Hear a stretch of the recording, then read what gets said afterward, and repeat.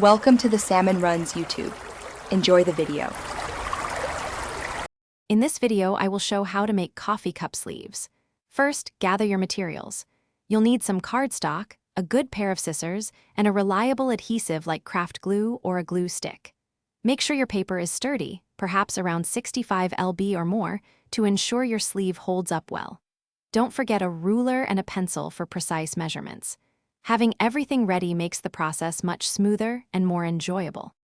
Now, let's get to measuring and cutting. Take your cardstock and measure a rectangle that is about 10 inches long and 5 inches wide. This size generally fits most standard coffee cups. Next, you can mark a slight curve along one of the longer edges. This helps the sleeve conform better to the cup's taper.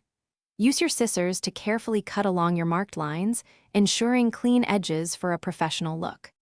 With your paper cut, it's time to form the sleeve. Gently wrap your paper strip around a standard coffee cup. This helps it take on the correct curvature.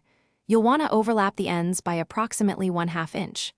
Apply a thin, even layer of your chosen adhesive to the overlapped section.